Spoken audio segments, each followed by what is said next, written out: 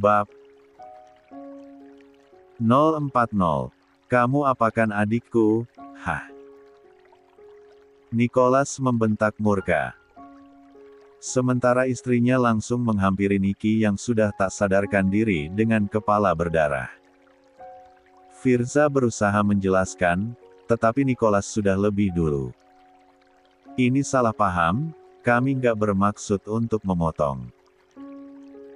Aku nggak akan tinggal diam.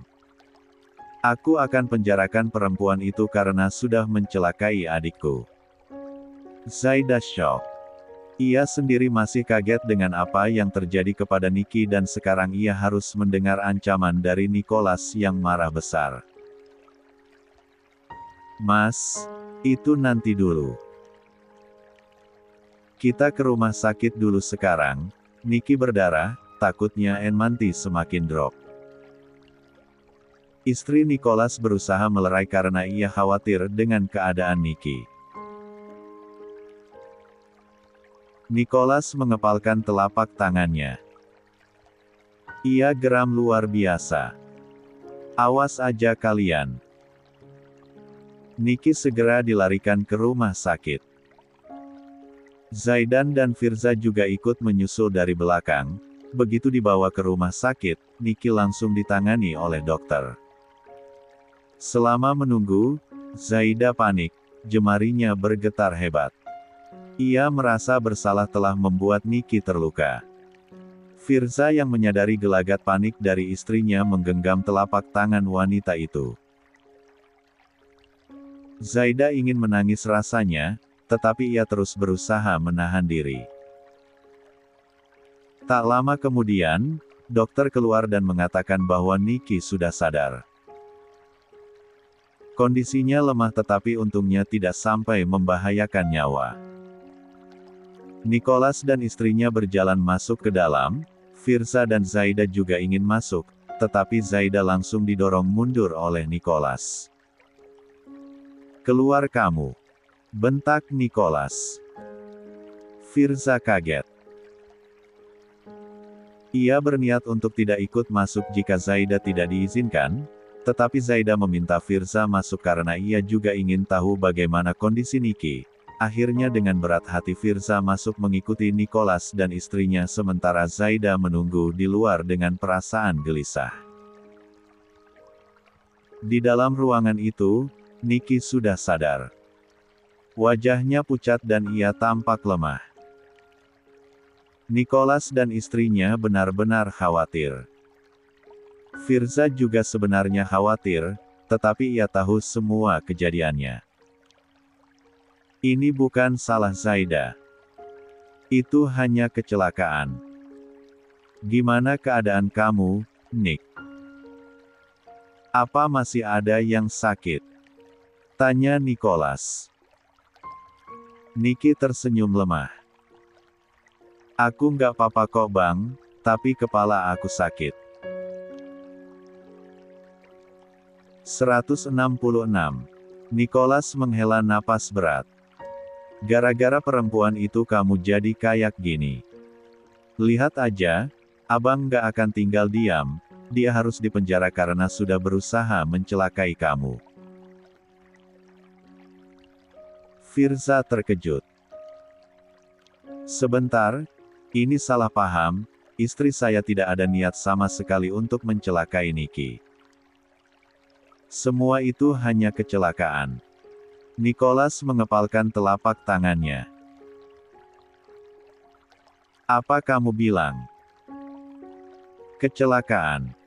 Ini bukan pertama kalinya ya perempuan itu mencelakai Nicky. Sudah 2 kali dia bikin adikku kayak gini. Kalau dibiarkan terus bisa-bisa istri kamu itu bakal beneran membunuh Nicky. Kamu pikir aku nggak bisa lihat apa? Istri kamu itu benci sama Nicky makanya dia terus saja berusaha untuk menyingkirkan Nicky. Itu salah besar, Zaida tidak pernah. Diam. Berhenti kamu belain perempuan itu. Bentak Nicholas. Bang Nicholas, udah dong. Nggak usah tuntut Zaida, dia enggak salah. Mungkin aku aja yang nyebelin makanya Zaida marah. Niki menyahut dengan wajah memelas. Nggak bisa. Perempuan itu harus dikasih pelajaran. Dia harus dapat balasannya. Kak, kalau gitu boleh enggak Niki minta sesuatu ke Bang Firza sebagai gantinya. Tapi jangan tuntut Zaida atas kejadian ini ya. Firza mengernyit. Kamu mau apa Nik? Niki tersenyum, suaranya melemah. Karena umur aku udah nggak lama lagi, aku pengen Bang Firza menikahi aku pengen jadi istrinya Bang Firza. Seketika, semua orang yang ada di ruangan itu membelalak kaget. 167. Firza jelas kaget mendengar permintaan di luar nalar dari Niki. Ia langsung menggeleng tegas. Kamu apa-apaan sih, Nick? Abang nggak bisa nerima permintaan itu. Niki menatap Firza dengan ekspresi memelas. Tapi keinginan aku hanya itu, Bang. Sebelum mati, aku pengen jadi istri abang, pengen hidup bareng abang meski sebentar. Nggak bisa, Nick. Abang udah menikah dan abang nggak akan pernah mengkhianati Zaida. Aku mohon, Bang Firza. Lagian aku juga udah mau mati. Udah nggak ada lagi yang bisa buat aku bahagia. Satu-satunya keinginanku hanya bersama abang di sisa-sisa hidupku. Nicholas dan istrinya yang mendengar permintaan Niki juga sama syoknya. Mereka berdua bahkan sampai membeku sejenak mendengar permintaan tersebut. Kamu jangan ngaco Nick, tegur Nicholas. Apa-apaan permintaan kamu itu? Firza sudah menikah. Kan bukan berarti Bang Firza nggak bisa menikahi aku, Bang. Aku bisa jadi istri keduanya. Nicholas dan istrinya membelalak. Mikir apa kamu, Nick? Bisa-bisanya kamu kepikiran jadi istri kedua. Yang bener aja. Kita ini dari keluarga terpandang, Nick. Jangan minta aneh-aneh kayak gitu. Lagian abang juga yakin kalau Bang Nino denger ini, dia pasti marah. Maaf Nick, abang menolak, sahut Firza. Lagian secara aturan, mana boleh abdi negara berpoligami. Misal pun aturan memperbolehkan, abang juga tetap nggak mau. Abang hanya butuh satu istri dalam hidup abang. Zaida sudah cukup. Nicholas mengangguki ucapan Firza. Meskipun ia kesal kepada Firza dan Zaida, bukan berarti Nicholas akan mengiyakan begitu saja permintaan Niki yang seperti itu. Ganti aja permintaan kamu, Nick. Abang dan Bang Nino pasti bakal turutin, tapi enggak dengan kamu jadi istri kedua. Jangan merendahkan diri kamu sendiri, tegas Nicholas. Istri Nicholas mendekati Niki dan mengusap lengan adik iparnya. Niki, tolong dipikirkan lagi ya permintaannya. Kamu bisa minta apapun ke abang-abangmu, mereka pasti akan kasih, tapi jangan yang seperti ini. Niki menggeleng. Tapi Niki udah nggak pengen apapun, Kak. Istri Nicholas menghela napas panjang. Coba dipikir dulu, pastinya kamu pengen sesuatu. Kamu masih muda, Nick, bagaimana kalau mobil baru? Porsche, BMW series terbaru. Abang-abang kamu pasti bisa beliin. Niki menggeleng. La malah menangis. Enggak mau.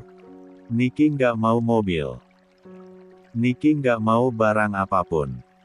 Niki maunya sama Bang Firsa. Yang dibilang Selin benar, Nick.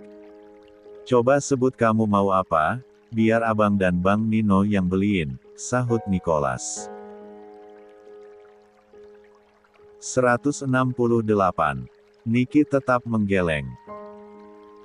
Ia bersikeras bahwa dirinya tidak membutuhkan barang-barang mewah apapun. Satu-satunya yang ia inginkan hanya Firsa. Ia mau menikah dengan Firsa. Bang Niko dan Kak Selin gak ngerti perasaanku. Kalian bisa ngomong gitu karena kalian bisa bersatu sama orang yang kalian cintai. Nicholas dan Selin terdiam mendengar ucapan Niki. Mereka berdua memang sudah menjadi sepasang kekasih sejak kuliah dan hingga detik ini keduanya tidak pernah ada masalah sama sekali. Oke, kamu pengen menikah, kan? Abang cariin kamu laki-laki yang pantas, yang dari keluarga terpandang. Jangan laki-laki yang sudah beristri, Nick.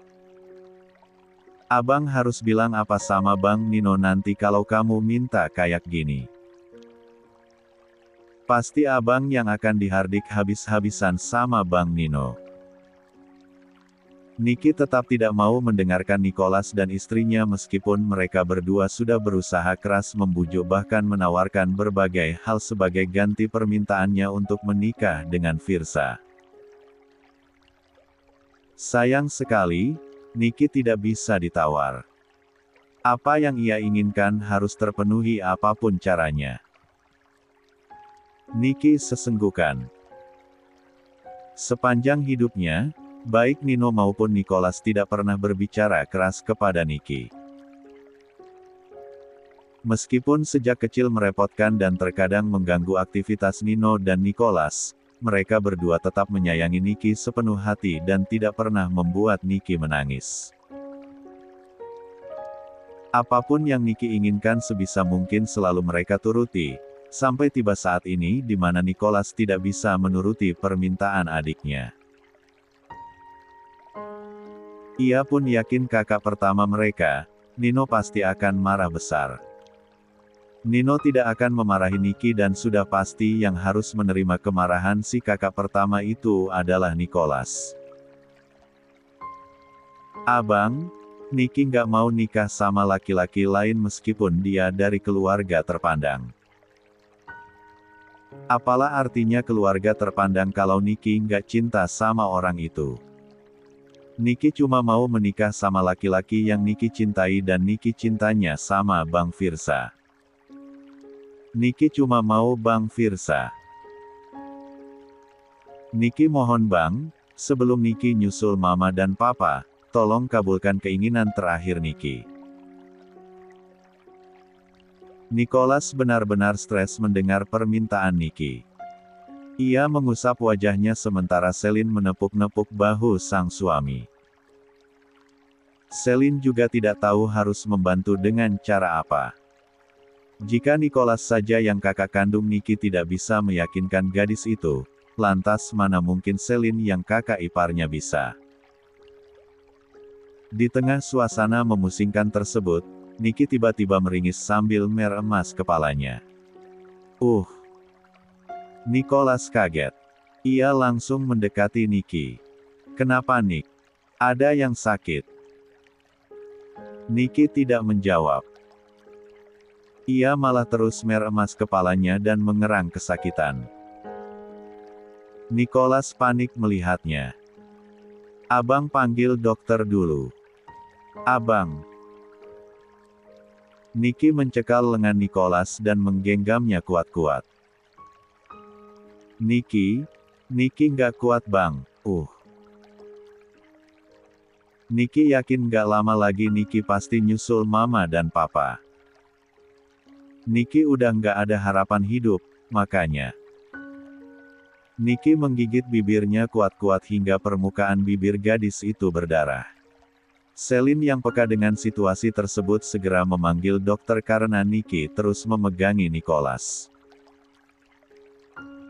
Tak lama kemudian, dokter datang bersama Selin dan segera memeriksa kondisi gadis itu. Setelah ditangani, Nicky pun dibuat tertidur agar lebih tenang. "Bagaimana keadaan adik saya, Dok?" tanya Nicholas. Dokter menghela napas panjang. "Tolong jangan buat pasien stres. Hal itu akan memicu penurunan daya tahan tubuhnya. Sebisa mungkin pastikan suasana hati pasien selalu baik." 169. Nicholas mengangguk pelan. Ia benar-benar sudah lemas. "Baik, Dok. Terima kasih." Dokter kemudian pamit keluar. Setelah kejadian tersebut, Nicholas benar-benar pening. Ia tidak mau membiarkan Nicky menjadi istri kedua Firza, tetapi jika ditolak kondisi Nicky pasti akan semakin lemah. Tiba-tiba, Nicholas mencekal lengan Firza dan meremasnya kuat-kuat. "Kamu harus nikahin Nicky." Firza membelalak kaget. "Nggak bisa." Ia menyentak tangan Nicholas hingga terlepas. "Anda nggak bisa memerintah saya seenaknya. Kamu nggak lihat kondisi adikku, hah? Ini semua juga gara-gara siapa?" "Itu kecelakaan," balas Firza. "Jangan mengelak. Ini semua ulah perempuan itu. Semuanya gara-gara istrimu. Dia sudah membuat kondisi Nicky semakin parah. Oh, atau kamu mau istrimu aku penjarakan?" Firza melotot. "Harus berapa kali saya bilang kalau kejadian itu hanya kecelakaan. Tidak ada unsur kesengajaan di dalamnya." Nicholas menggeleng. Pikirannya sudah buntu karena panik dengan kondisi Nicky yang melemah. "Enggak, itu jelas-jelas disengaja." "Tapi..." "Diam. Aku kasih kamu dua pilihan, kamu boleh nggak menikahi Nicky tapi istri kamu di penjara, atau kamu menikah sama Nicky dan istri kamu bisa hidup bebas." Firza mengepalkan telapak tangannya. "Itu bukan pilihan. Sejak awal Anda memang hanya ingin menjebak saya. Ini bukan kesalahan istri saya tetapi Anda terus saja menyalahkannya. Nggak usah banyak omong, intinya istri kamu yang sudah buat Nicky kayak gitu. Terserah kamu mau milih yang mana, yang jelas saya sudah kasih opsi." Firza yang kesal bukan main berbalik hendak keluar dari ruangan tersebut, tetapi sebelum Firza benar-benar keluar, ia mendengar Nicholas memberikan peringatan lagi. "Aku kasih kamu waktu 3 hari untuk memikirkannya. Jangan kira aku main-main sama perkataanku." Firza tidak menjawab dan ia langsung keluar begitu saja. Ketika ia sudah keluar, Firza melihat Zaida yang duduk di kursi tunggu sambil menunduk. Zaida menoleh dan langsung menghampiri Firza saat melihat sang suami sudah keluar. Namun, Zaida bingung melihat wajah Firza yang tampak keruh dan kurang bersahabat. Melihat Zaida, Firza benar-benar bingung harus melakukan apa. Mana mungkin ia tega membiarkan Zaida di penjara. Apa yang harus Firza katakan kepada Abah, Umi, dan Hafiz jika semua itu terjadi? Keluarga Nicky adalah orang berada yang memiliki kuasa, mudah bagi mereka untuk menjebloskan Zaida ke penjara jika memang mereka mau. Namun, jika Firza menikahi Nicky, sama saja ia menyakiti hati Zaida. Firza benar-benar bingung. Kedua pilihan itu tidak ada yang lebih baik. Zaida menyentuh lengan Firza. "Niki gimana, Mas?" 170. Firza memaksakan senyum tipis. "Niki sudah ditangani dokter. Sekarang kita pulang ya." Zaida menurut. Lagi pula ia juga tidak diizinkan untuk melihat keadaan Niki oleh keluarganya. Sepanjang jalan pulang, Zaida benar-benar bingung melihat Firza yang diam saja. Kerutan di dahi pria itu menebal, menandakan bahwa Firza sedang berpikir amat keras.